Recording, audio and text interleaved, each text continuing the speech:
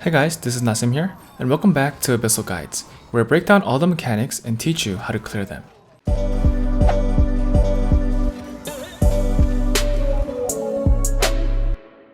Today's dungeon is Aira's Oculus, and there are two bosses here. The first boss, Cesaro, is slow, but hits very hard. The recommended battle items for Cesaro are HP potions and whirlwind grenades. Every time you deplete this purple bar, Cesaro gains this buff. When this buff stacks 3 times, he will become practically impossible to beat at the entrance item level. So the most important thing you need to pay attention here is this buff.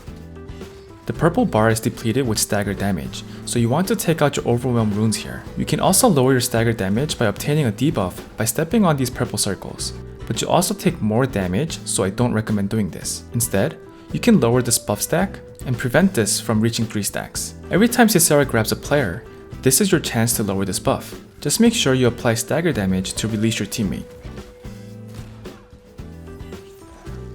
You will save your teammate and lower this buff by 1 stack. Before Cesaro grabs a player, he will swing his mace in 4 directions. After this pattern, make sure all 4 of you are standing in front of him because his grab hitbox is pretty small.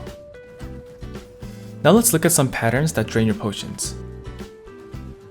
Cesaro slams his mace in front of him. There is a high chance of him using this right at the beginning, so I recommend going a bit around to avoid this attack. This also leaves this purple circle behind, which can lower your stagger damage. Cesaro reaches out and summons a purple orb. This will follow one of your party members. If you get hit by it, it will stun you briefly and will damage you soon after. To avoid this attack, spam the space key after you get stunned. You can also dodge through it and avoid the stun in the first place. When you hear Cesaro shout like this,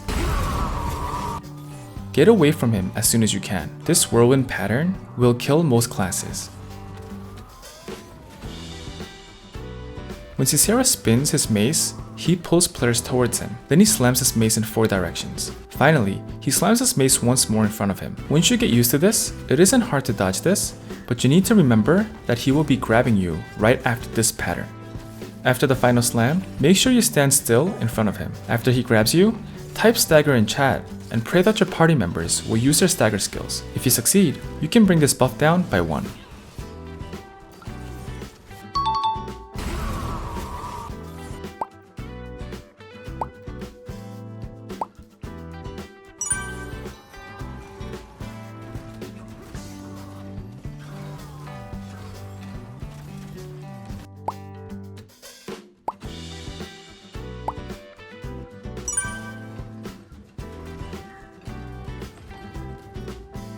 The second boss is Sato. Sato has 3 phases, and he goes into his next phase at 16 bars and 6 bars. Each time, the battlefield will change as well. The recommended battle items are HP potions, flame grenades, and taunting scarecrows, and I will talk about the uses later in this video.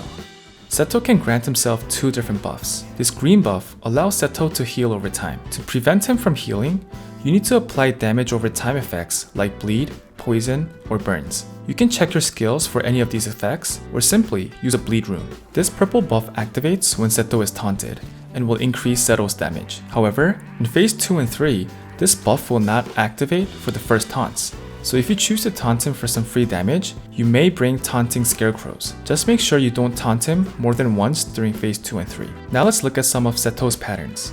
Sato shows 2 different AoEs, one in a cone-shaped and in a circle shape around him. The first AoE is fake, so you can ignore it, but if you get hit by the second one, you will get stunned.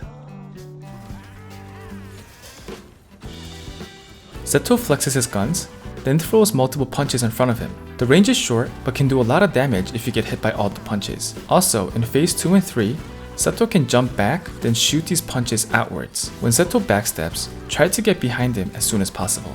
Sato gets ready to kick something. Then he will start kicking balls towards the person with the aggro. Just walk back and forth and you'll be able to dodge all the balls. For everyone else, this is a good time to deal damage from behind. These balls can bounce off walls, which can be harder to dodge, so make sure you're guiding the balls away from the walls. Sato winds up for a punch. He then shoots out 3 rockets in 3 directions. You need to try to check if these rockets go into a portal. If it doesn't, then good, you don't have to worry about it. If it does go into a portal, these rockets will come back, so get ready to dodge it. Sato takes 2 hula hoops out and throws them forward in a straight line. At the maximum range, it circles Sato before disappearing. When you see these hula hoops on both sides of Sato, get out of this line, but try to be next to Sato. Sato walks in slow motion, then jumps on his ball. He will follow the person with the aggro. If you have the aggro, keep running away from him until he falls. Everyone else should follow Sato because you want to deal damage once Sato falls on the ground.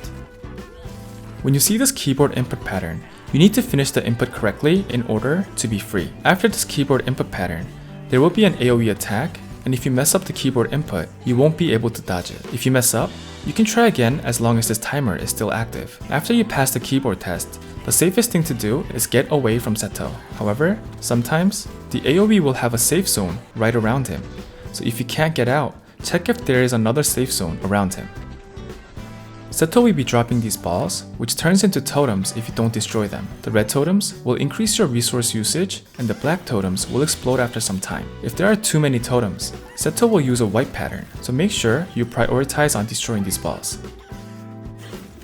When you see this disgusting scene, everyone gets stunned in place. After this heart disappears, you will be able to move, but there will be something trying to damage you. When you see this scene, spam your space key in a direction where none of your party members were. Sato jumps up really high and lands on his ball. Then, he will start juggling. When you see this, get away from your teammates. These balls will fall and damage you in this kind of shape. If you are close to each other, it'll be very hard to find a safe spot. However, if you are far away from each other, it'll be much easier to find safe zones. I've tried to record this pattern 3 times, but someone was dead every time I recorded. It seems like when all 4 is not alive, Sato does not use this pattern. I'll try to explain this with PowerPoint, and hopefully you'll be able to recognize this when you see it in game. Sato randomly snares 3 party members. After some time, huge damage will drop on these players. The one player that isn't snared needs to free all 3 members. This can be done by multiple hits. However, you won't have time to free them one at a time. Throwing a flame bomb at all 3 will help free all 3 teammates. Don't be too far away from your teammates because you won't know when the snare is coming. If you are too far, it may be hard for your teammates to free you. This pattern does not end here. After the big attack, the one person that wasn't snared will be snared now, and the other 3 need to free that person.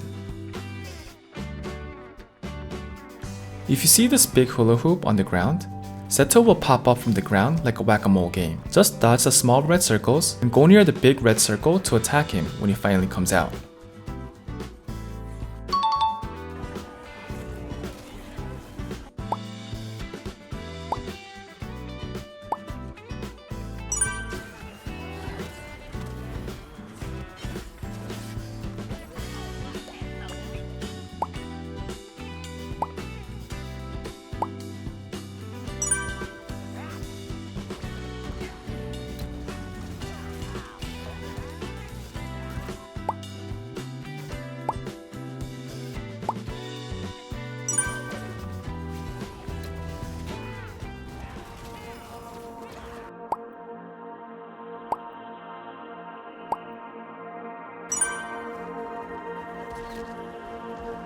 I hope this video helped you master Aira's Oculus, and I hope to see you in the next episode of Abyssal Guides. Alright, peace. I need to know if you'll give me a second chance.